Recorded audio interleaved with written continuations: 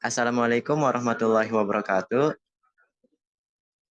Selamat pagi semuanya. Yang saya hormati Bapak Dr. Haji Dadang Rahman Munandar MPD selaku dosen pengampu mata kuliah Pengelolaan Pendidikan. Di sini kami dari kelompok 11 akan mempresentasikan materi mengenai supervisi pendidikan. Nah, sebelum masuk ke presentasi pada pagi hari ini, izinkan saya untuk membacakan pantun.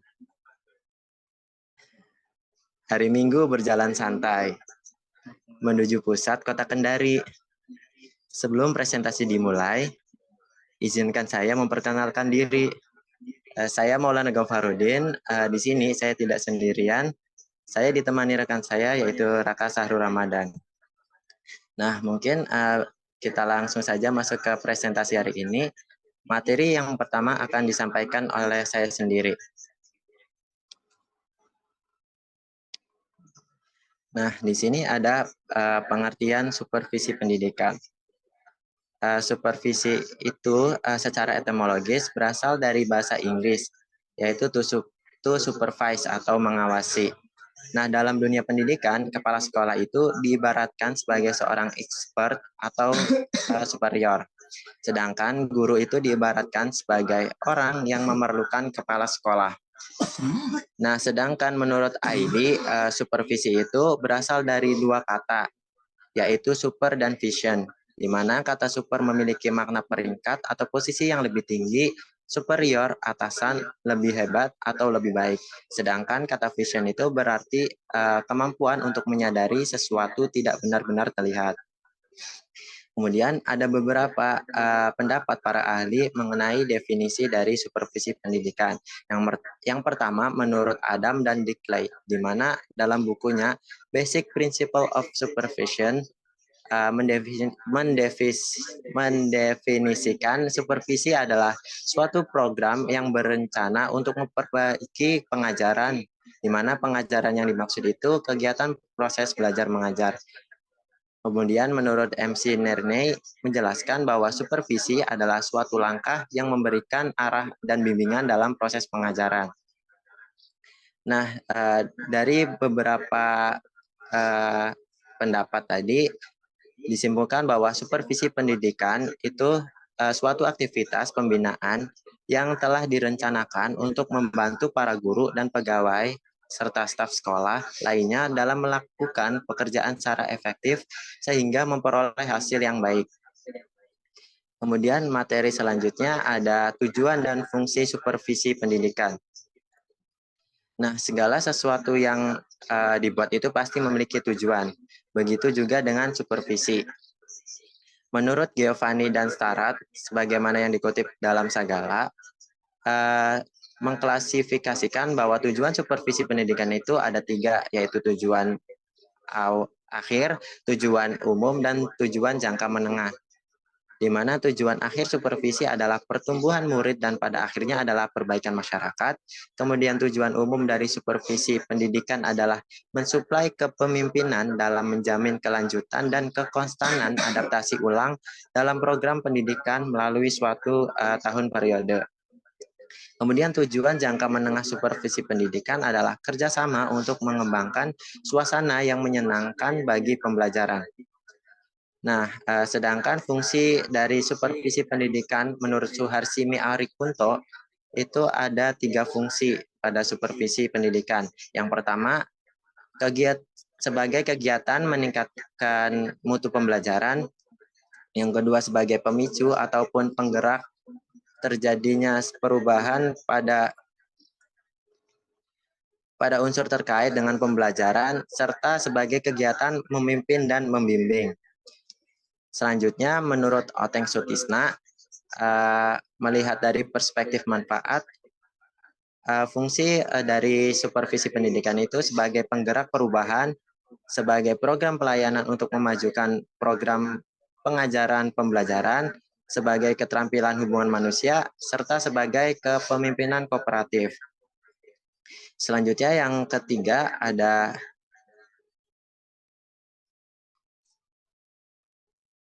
prinsip-prinsip supervisi pendidikan.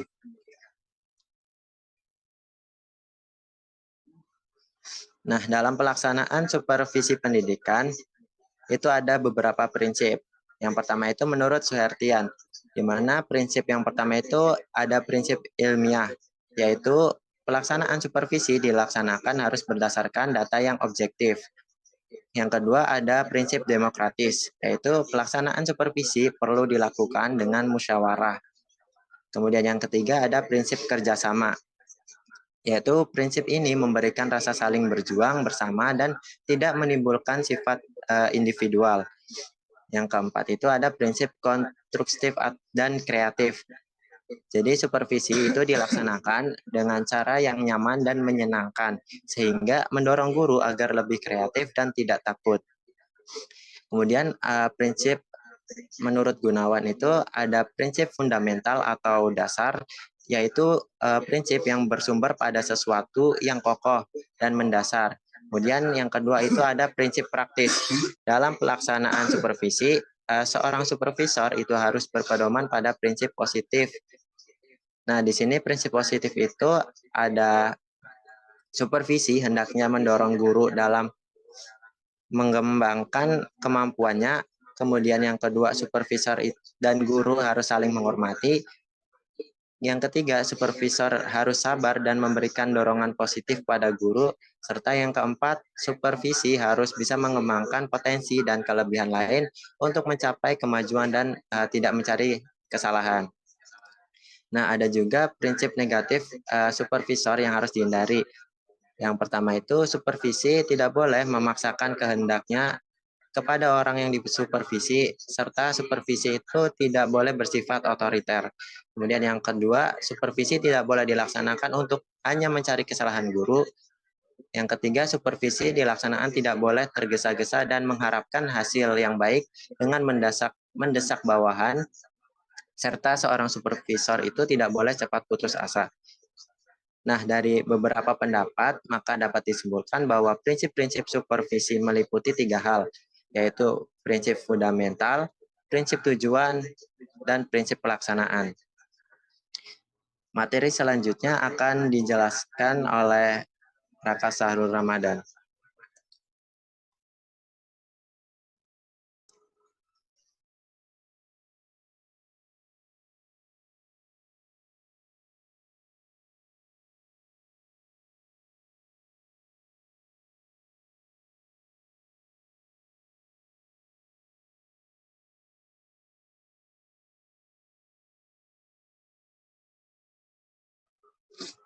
Baik, selanjutnya yaitu landasan hukum kebijakan supervisi pendidikan. Next, Kang.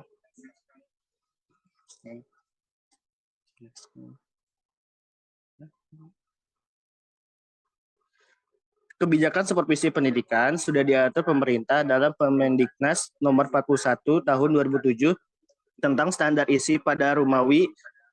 Sub B disebutkan bahwa supervisi yang pertama itu supervisi proses pembelajaran dilaksanakan pada tahap perencanaan, pelaksanaan, dan penilaian hasil pembelajaran. Yang kedua, supervisi pembelajaran dilaksanakan dengan cara pemberian contoh, diskusi, pelatihan, dan konsultasi. Yang ketiga, kegiatan supervisi dilaksanakan oleh kepala sekolah dan pengawas satuan pendidikan. Yang kedua, dalam Permendiknas RI nomor 13 tahun 2007 tentang standar kepala sekolah atau madrasah, bahwa pada kompetensi supervisi kepala sekolah yaitu yang pertama, merencanakan program supervisi akademik dalam rangka meningkatkan profesionalitas guru. Yang kedua, melaksanakan supervisi akademik terhadap guru dengan menggunakan pendekatan serta teknik supervisi yang tepat.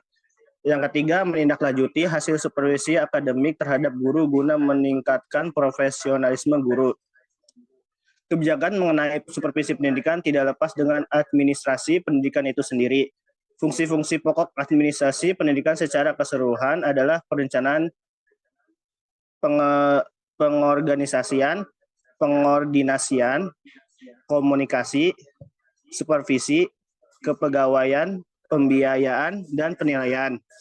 Semua fungsi ini harus berjalan dengan baik karena jika administrasi pendidikan berjalan dengan baik sesuai dengan fungsinya dapat ditentukan administrasi baik dan berhasil.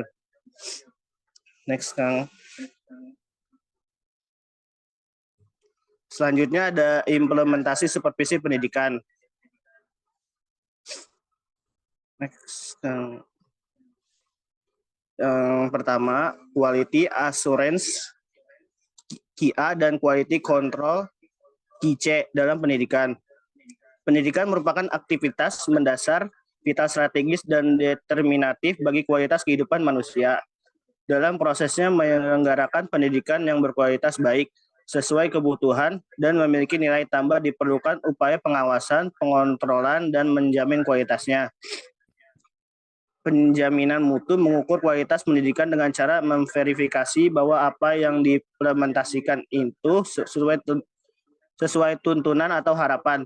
Karena itu penyusun standar kualitas proses QA dan standar kualitas produk QC sangat diperlukan.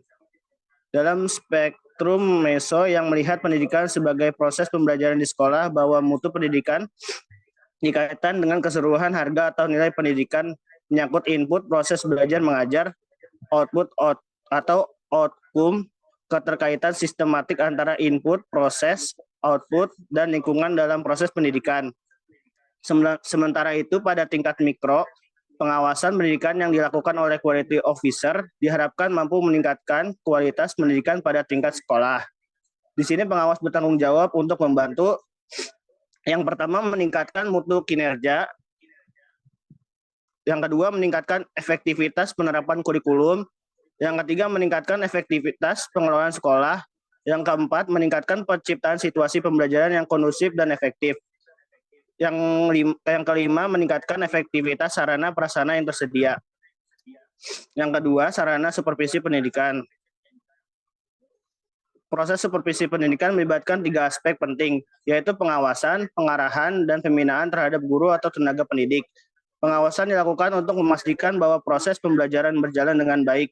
Pengarah diberikan untuk membantu guru dalam pengembangan kemampuan profesional mereka. Dan pembinaan diberikan untuk membantu guru mengatasi masalah atau hambatan yang muncul dalam proses pembelajaran. Ada banyak unsur yang dijadikan sebagai sasaran kegiatan supervisi pendidikan. Dalam buku Supervisi Madrasah Aliyah yang dikeluarkan Depak RI tahun 1998 atau 1999, setidaknya melihat sasaran supervisi pendidikan dari perspektif personel, non-personel, aspek yang disupervisi dan supervisor dan super. Dari perspektif personel, maka yang menjadi sasaran supervisi pendidikan adalah kepala sekolah atau madrasah, guru mata pelajaran, staf TU, CU, siswa, dan laboran, pustakawan, dan sebagainya. Sedangkan dari perspektif non-personel, maka sasaran supervisi pendidikan adalah perpustakaan, administrasi sekolah, buku paket, program, perencanaan, dan sebagainya. Kemudian dari perspektif aspek yang disupervisi, maka sasaran supervisi pendidikan ada 2 hal, yaitu supervisi administratif dan supervisi edukatif. Yang dimaksud dengan supervisi administratif adalah perspektif yang ketiga adalah sasaran berdasarkan supervisor dan supervinya. Dalam hal ini supervisi dilakukan oleh pengawas atau kepala sekolah kepada kepala sekolah, guru mata pelajaran, guru pembimbing, tenaga edukatif yang lain, tenaga administratif, dan siswa. Yang ketiga ada teknik supervisi pendidikan. Teknik yang pertama itu teknik individual teknik. Teknik individual adalah bantuan yang dilakukan secara sendiri oleh petugas supervisi, baik terjadi di dalam kelas maupun di luar kelas. Supervisor memberikan bantuan perseorangan atau individu.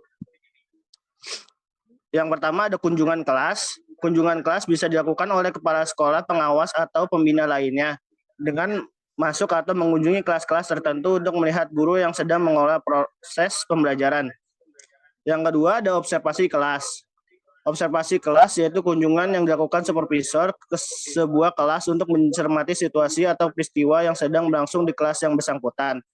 Yang ketiga ada wawancara perseorangan. Dilakukan jika supervisor menghendaki adanya jawaban dari individu tertentu. Bisa dilakukan apabila ada masalah khusus pada individu guru yang penyelesaiannya tidak boleh didengar oleh orang lain. Dan apabila supervisor ingin mengecek kebenaran data yang sudah dikumpulkan dari orang lain. Yang keempat ada wawancara kelompok. Teknik ini dikenal dengan round table. syarat yang harus disetujui yaitu situasi dari peraturan duduk dalam diskusi dalam posisi lingkaran, di mana masing-masing anggota kelompok memiliki kedudukan dan hak yang sama. Yang kedua ada teknik kelompok. Teknik kelompok adalah teknik yang digunakan oleh supervisor dengan sejumlah guru dalam suatu kelompok secara bersama-sama. Beberapa orang yang diduga memiliki masalah dikelompokkan, kemudian diberi pelayanan supervisi sesuai dengan permasalahan yang dihadapi. Yang pertama ada pertemuan orientasi sekolah bagi guru baru atau orientation meeting for new teacher. Sebuah pertemuan yang bertujuan khusus untuk mengantar guru-guru memasuki suasana kerja yang baru. Hal yang disajikan yaitu sistem kerja sekolah tersebut, proses mekanisme administrasi organisasi sekolah. Yang kedua ada rapat guru. Teknik ini dilakukan untuk membahas masalah-masalah yang terjadi pada saat proses belajar mengajar berlangsung. Yang ketiga ada lokal karya atau workshop. Kegiatan belajar kelompok bersama petugas-petugas pendidikan yang mampu memecahkan problema yang dihadapi melalui percakapan dan bekerja secara kelompok maupun bersifat perseorangan. Yang keempat ada diskusi panel, yaitu diskusi yang dipentaskan di hadapan sejumlah partisipan atau pendengar untuk memecah suatu problema, dan para panelis terdiri dari orang-orang yang dianggap ahli dalam lapangan yang didiskusikan. Yang kelima ada simposium, suatu pertemuan untuk meninjau aspek-aspek suatu pokok masalah dan menimbulkan beberapa sudut pandang mengenai suatu masalah. Yang keenam, penataran in-service training dapat dilakukan di sekolah sendiri dengan menggunakan narasumber, tetapi dapat diselenggarakan bersama beberapa sekolah agar biaya lebih irit. Yang terakhir ada seminar, suatu bentuk mengajar belajar kelompok di mana sejumlah kecil orang melakukan pendalaman atau penyelidikan tersendiri bersama-sama terhadap berbagai masalah dengan dibimbing secara cermat oleh seorang atau lebih pengajar pada waktu tertentu. Next. Nah, yang terakhir ada manfaat supervisi pendidikan. Yang pertama, manfaat bagi guru. Kinerja guru terus mengalami peningkatan. Terus guru lebih mudah berinovasi karena mendapatkan pembinaan dari supervisor. Terus guru mendapatkan pengalaman baru dari supervisor. Yang terakhir, kinerja guru akan selalu terkontrol. Yang kedua, manfaat bagi peserta didik. Yang pertama, kualitas pembelajaran yang diterima semakin meningkat. Yang kedua, situasi pembelajaran semakin kondusif karena menggunakan metode belajar yang sesuai. Yang ketiga, dituntut lebih kreatif. Nah, yang terakhir, manfaat bagi sekolah. Yang pertama, meningkatkan kualitas sekolah. Yang kedua, meningkatkan jiwa kepemimpinan kepala sekolah. Yang ketiga, menjadi sekolah rujukan bagi sekolah lain. Sekian materi dari saya. Saya balikan ke moderator.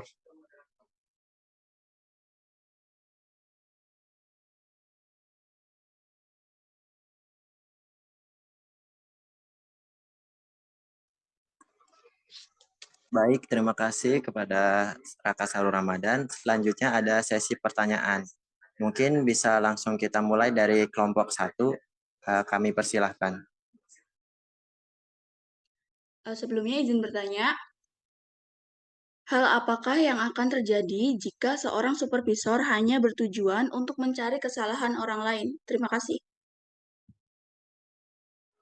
Baik, terima kasih. Selanjutnya kelompok 2, kami persilahkan.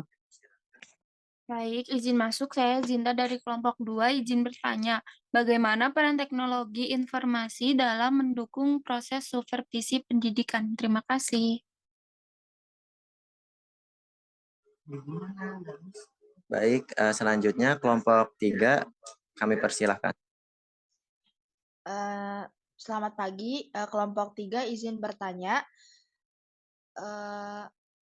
Bagaimana supervisor pendidikan dapat mengidentifikasi dan mendukung kebutuhan pengembangan profesional individu guru secara spesifik? Terima kasih. Baik, selanjutnya kelompok 4, kami persilahkan. Baik, izin bertanya. Bagaimana implementasi teknologi dapat memperkaya peran seorang supervisor pendidikan dalam mendukung inovasi pembelajaran di era digital? Makasih.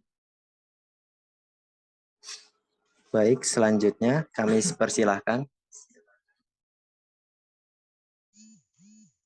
Baik, izin bertanya dari kelompok 5. Bagaimana supervisor pendidikan dapat mempromosikan inklusi dan keberagaman dalam lingkungan pembelajaran? Terima kasih. Baik, selanjutnya kelompok 6, kami persilahkan. Baik, izin bertanya, mengapa supervisi dianggap penting dalam konteks pendidikan? Terima kasih. Oke, baik, selanjutnya kelompok 7, kami persilahkan. Baik, izin bertanya, apa saja pendekatan yang digunakan dalam supervisi pendidikan? Terima kasih. Kelompok 8, mangga dipersilakan.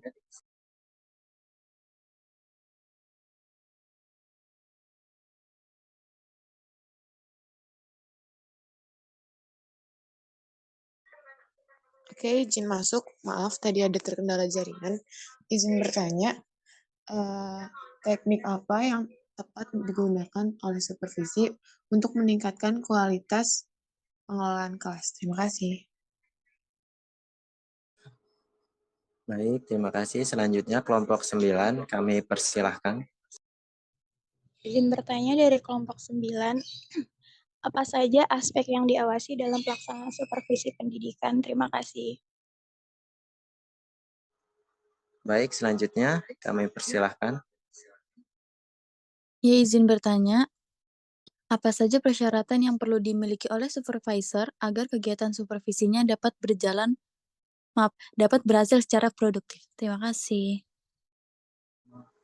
Baik, selanjutnya kelompok 12.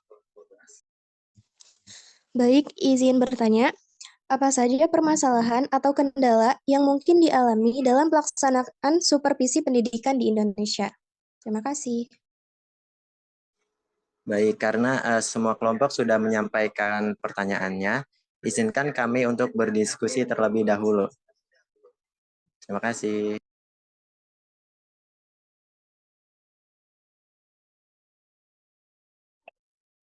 Ya, selanjutnya diteruskan ke kelompok berikutnya saja.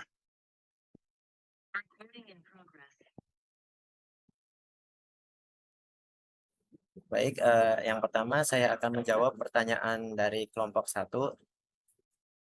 Sebelumnya suara saya terdengar, Pak? Terdengar. Nah, pertanyaannya itu kan, hal apakah yang akan terjadi jika seorang supervisor itu hanya bertujuan untuk mencari kesalahan orang lain? Nah, di sini jika seorang supervisor berfokus pada mencari kesalahan orang lain dalam pelaksanaan supervisi pendidikan, itu bisa menyebabkan yang pertama ketidaknyamanan dan ketegangan bagi para pendidik maupun staf yang disupervisi. Jadi mereka itu akan merasa tertekan dan takut. Nah, karena hal itu, karena ketidaknyamanan tadi, maka para pendidik maupun staf akan merasa takut sehingga menyebabkan kurangnya kolaborasi dan cenderung menahan diri serta menutup diri dengan alasan takut melakukan kesalahan.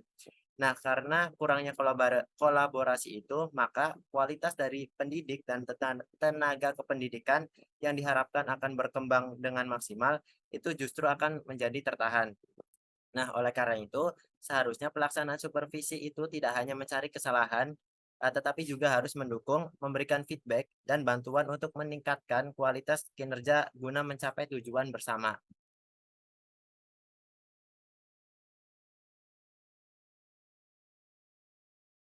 Mungkin untuk kelompok 1, apakah sudah terjawab? Ya, sudah 3 soal. Terima kasih. Yes, teruskan. Silakan teman. Ya. Baik, saya akan menjawab pertanyaan dari kelompok 3. Supervisor pendidikan dapat mengidentifikasi kebutuhan pengembangan profesional individu, guru melalui observasi kinerja, evaluasi hasil pembelajaran, dan berkomunikasi secara terbuka dengan guru. Baik.